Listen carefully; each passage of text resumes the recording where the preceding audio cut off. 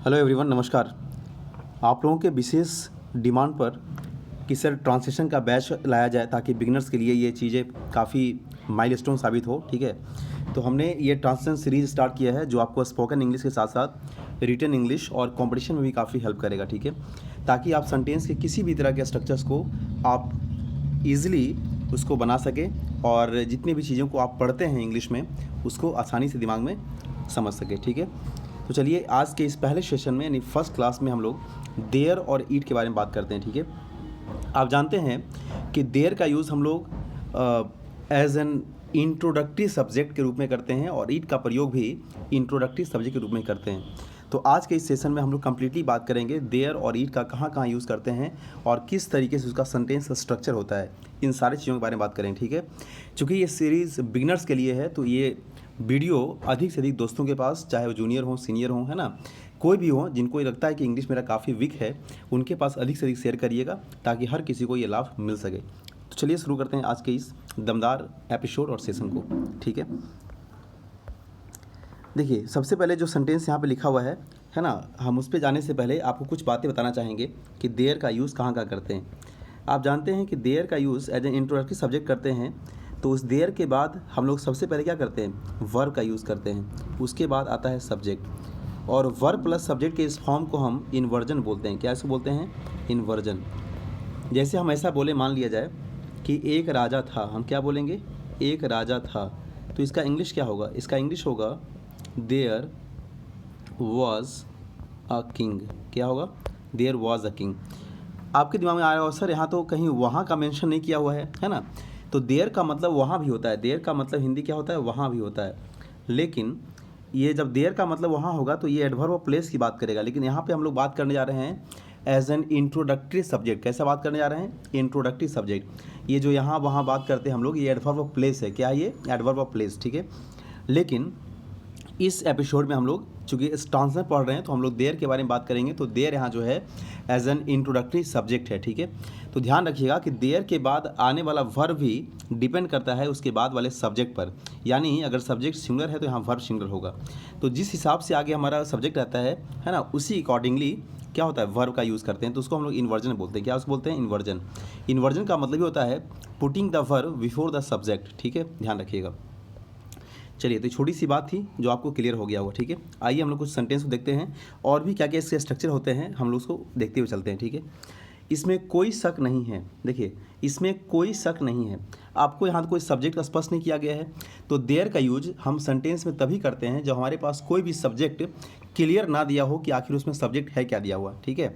तो वैसे कंडीशन में हम लोग देयर का यूज़ करते हैं। कोई शक नहीं है ना, नो डाउट।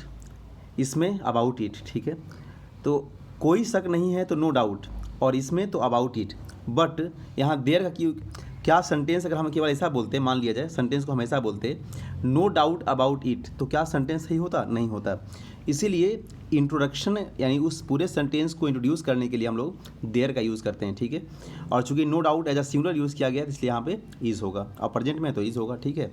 जैसे हम बोलते हैं इसमें कोई शक नहीं था, तो क्या हो जाता बताइए? अगर हम ऐसा बोलते इसमें कोई शक नहीं था, तो कोई शक नहीं,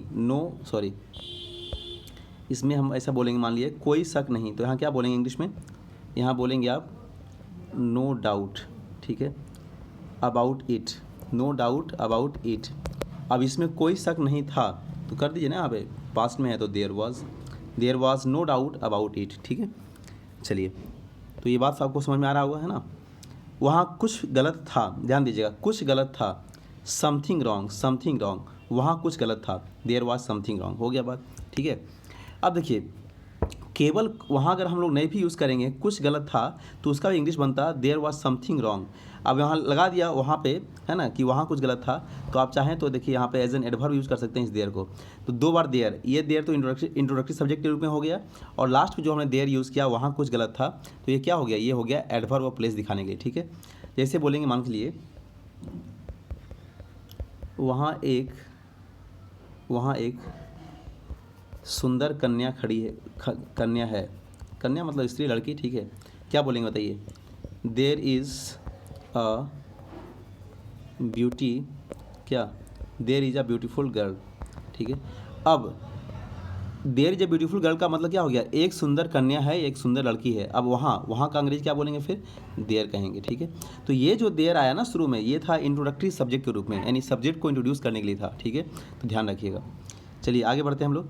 कुछ गलती है, वही देयर इज़ सम मिस्टेक, कुछ गलती है तो सम मिस्टेक, और मतलब इंट्रोडक्टरी सब्जेक्ट में देयर इज़ यूज़ करेंगे, ठीक है। तो ये तीनों स्ट्रक्चर आपको क्लियर हो गया होगा, है ना। तो इस ढंग से आप प्रैक्टिस और करिएगा। जैसे बोलिएगा कोई गलती है, कुछ भी, मतलब जो मन में आता है बोलिएगा, ठीक है। एक आम है, एक घड़ी है, एक मोबाइल फ़ोन है, मतलब there is a mobile phone. जैसे बोलते हैं बिस्तर पर मोबाइल फ़ोन है, ठीक है, तो there is a mobile phone on the bed, ऐसा बोलते हैं हम लोग ना। तो आप कुछ भी, जो भी इंग्लिश में मन आता है उसको बोलते रहिए स्ट्रक्चर के लिए, ठीक है। इससे आपको क्या होगा, फ्लुएंसी तो डेवलप होगी ही, साथ साथ बेसिक चीज़ें काफ़ी आपके कमांड में रहेगी, ठीक है ना। चलिए आगे बढ़ते हैं हम लोग। देखिए आगे, वहाँ कोई एक सुंदर लड़की आपकी प्रतीक्षा कर रही है, ठीक है। ध्यान दीजिएगा फिर से, एक सुंदर लड़की, है ना, आ ब्यूटीफुल गर्ल हो गया, आपकी प्रतीक्षा कर रही है, वेटिंग फॉर यू, ठीक है। अब यहाँ पे ये नहीं करेंगे इज़ वेटिंग फॉर यू, ऐसा नहीं करेंगे यहाँ पे, ठीक है। दो आपको वर्ब लाने की जरूरत नहीं है। अब चूंकि वहाँ कोई सुंदर लड़की है यहाँ पे, तो इंट्रोडक्टिव सब्जेक्ट के रूप में क्या देयर का यूज़ करेंगे। तो there is a beautiful girl waiting for you हो गया, है ना। आप चाहें तो फिर इस वहाँ का भी यूज़ अगर चाहें तो आगे लास्ट में देयर कर सकते हैं, है ना। हेयर देयर, हेयर मतलब यहाँ, देयर में वहाँ, ठीक है। तो there is a beautiful girl waiting for you, वहाँ कोई सुंदर लड़की आपकी प्रतीक्षा कर रही है, ठीक है। मंदिर जाने के लिए हमारे पास काफ़ी समय है। देखिए आपके दिमाग में मैं बार बार यही कहना चाह रहा हूँ कि ये भी फिट कर लीजिए अपने माइंड में कि हमें इसको बनाना कैसे है। देखिए मंदिर जाने के लिए, है ना, हमारे पास अभी भी काफ़ी समय है। तो अभी भी काफ़ी समय है, अभी भी का मतलब स्टिल बोलते हैं ना, स्टिल नाउ, काफ़ी समय है, still time for us, time for us का मतलब समय है, या एनफ टाइम भी कह सकते हैं, ठीक है। लेकिन टाइम लिखिए, किस लिए, मंदिर जाने के लिए, टू विजिट द टेम्पल, ठीक है। ध्यान समझिएगा। देखिए स्टिल टाइम फॉर अस, इसका मतलब हो गया अभी भी काफ़ी समय है हमारे पास, है ना। यहाँ तक अंग्रेजी ऐसे हो गया। देखिए फिर से इसको बदल लेते हैं, हमारे पास काफ़ी समय है, इसका क्या होगा structure, still time for us, मंदिर जाने के लिए। याद करिए एक बात, यहाँ से और समझ लीजिए बात, कि जब भी हम लोग कोई पर्पस दिखाते हैं मंदिर जाने के लिए, ऐसा करने के लिए, तो पर्पस शो करने के लिए हम लोग इन्फिनिटिव यूज़ करते हैं। क्या यूज़ करते हैं, इन्फिनिटिव, टू V1। जैसे वह पढ़ने के लिए पटना आया, he came to Patna for studying नहीं बोलेंगे, टू स्टडी बोलेंगे, ठीक है। वह जॉब पाने के लिए पटना आया, he came to Patna for getting a job नहीं बोलेंगे, बल्कि टू गेट अ जॉब बोलेंगे, ठीक है। तो इसीलिए यहाँ पे टू विजिट द टेम्पल हो जाएगा। अब देखिए यहाँ तक तो सब पूरा बन गया। तो देयर इज़ क्या करेंगे, इंट्रोडक्टरी है तो लगा देंगे देयर इज़, ठीक है ना, यही बात है। वहाँ बहुत भारी भीड़ थी, ध्यान दीजिएगा, बहुत भारी भीड़ थी। तो भारी भीड़ थी मतलब अ लार्ज गैदरिंग, है ना, और वहाँ बहुत भारी भीड़, तो क्या हो गया, there was a large gathering, ठीक है।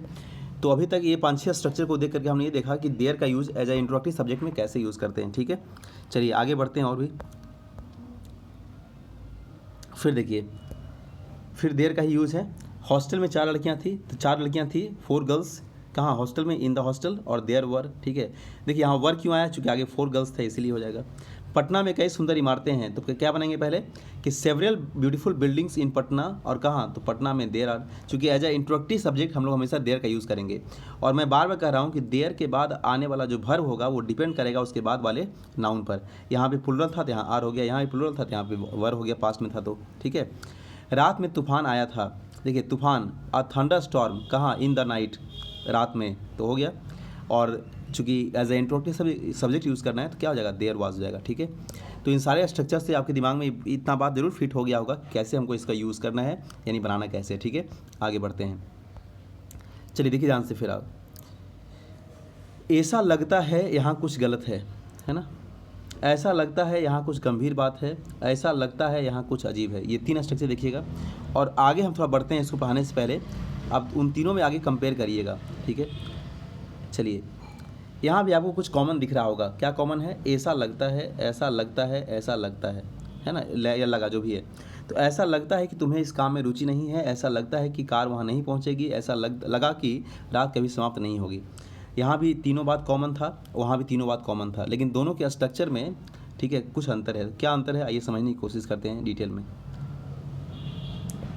जैसे ऐसा लगता है यहाँ कुछ गलत है, ध्यान दीजिएगा, जब हम लोग एज ए इंट्रोडक्टरी सब्जेक्ट, है ना, देयर का यूज़ करेंगे, और लगना का तो अंग्रेजी जानते हैं कैसा लगता है, तो सीम होता है ना, या प्रतीत होने के लिए अपीयर होता है, तो सीम या अपीयर, इसका मतलब ही होता है लगना या प्रतीत होना। तो आप यही तो इसी दोनों वर्ड का इंग्लिश यूज़ कर सकते हैं, सीम या अपीयर, ठीक है।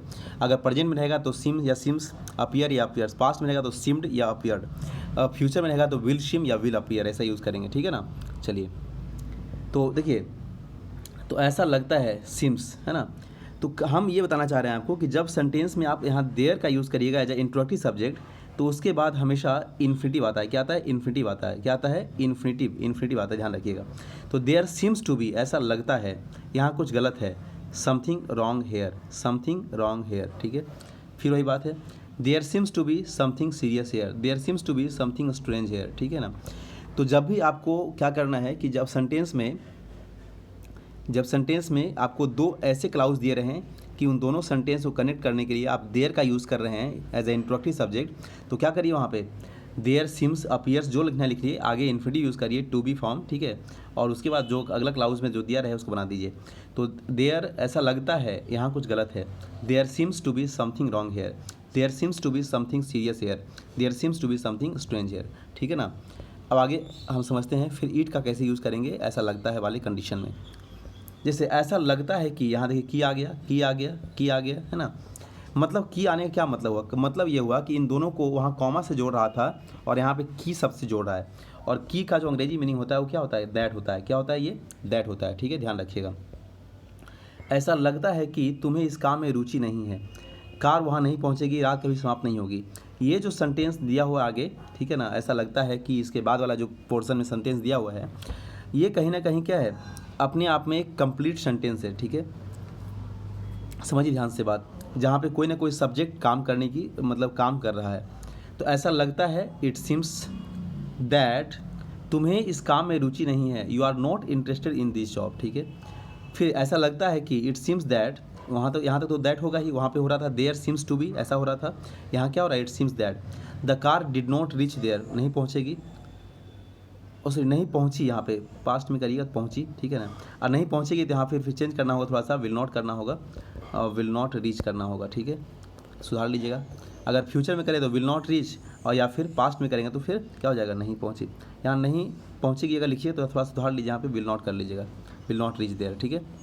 चलिए, ऐसा लगा कि रात कभी समाप्त नहीं होगा, इट सीम्ड दैट, देखिए पास्ट में है, night would never and, night would never and, ठीक है ना, night would never and. Clear है बात?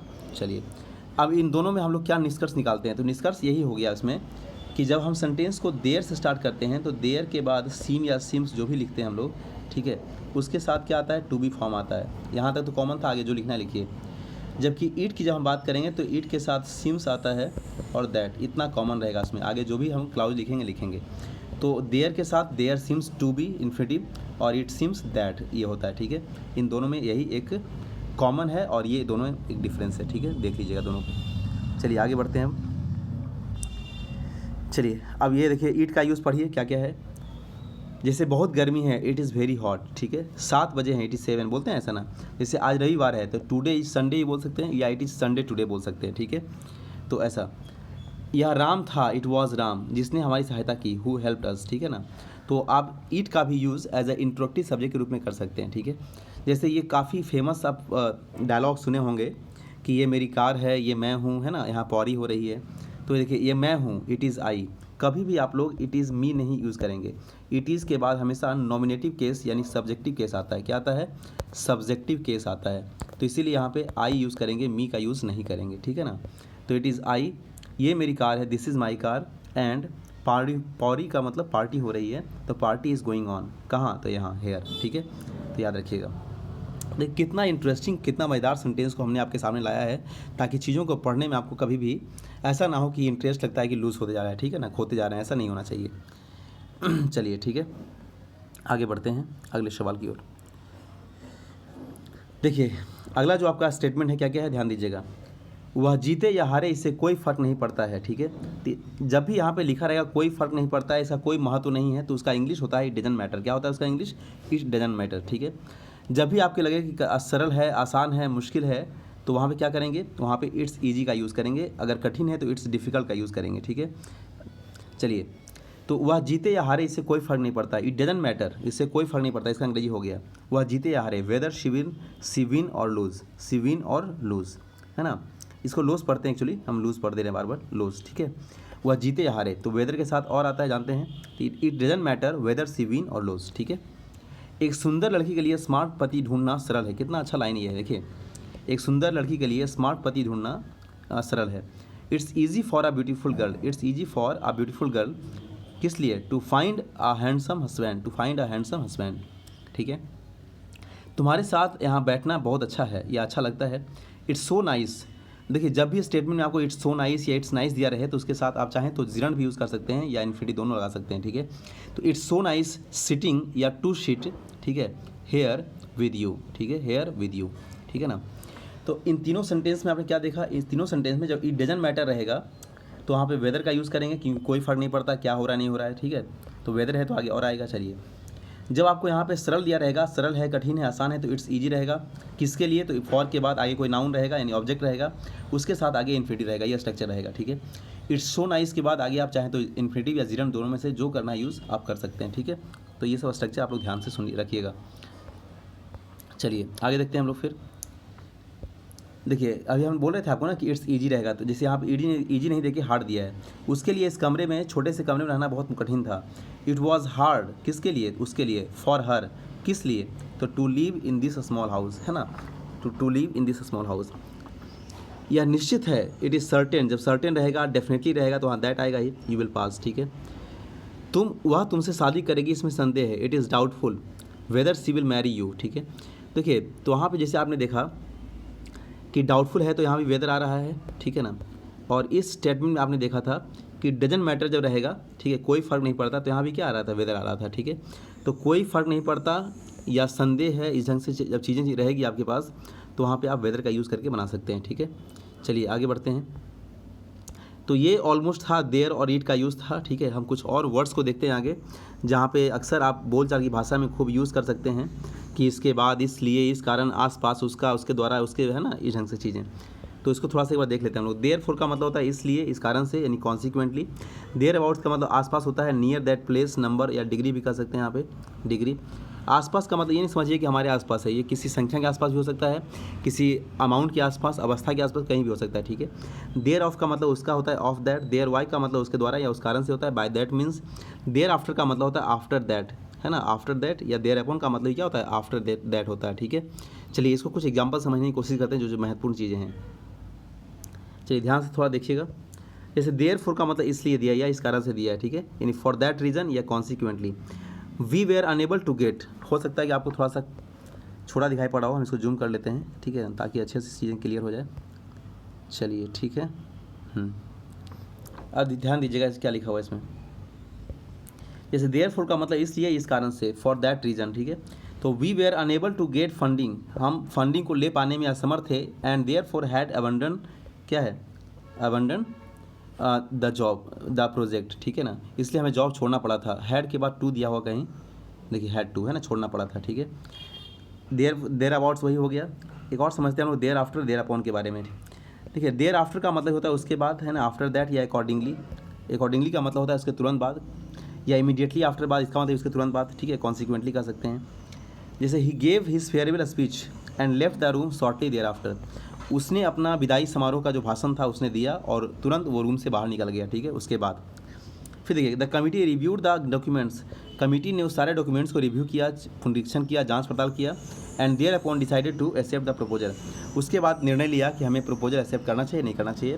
तो चूँकि रिव्यू करने के बाद ही वो निर्णय लिया, है ना, तो इसलिए वहाँ पे देयर अपॉन का यूज़ करेंगे। तो देयर अपॉन या देयर आफ्टर जो होता है, या फिर आफ्टर दैट जो होता है, इन तीनों का मतलब क्या होता है, उसके बाद या किसी घटना के बाद, ऐसा यूज़ कर सकते हैं, ठीक है।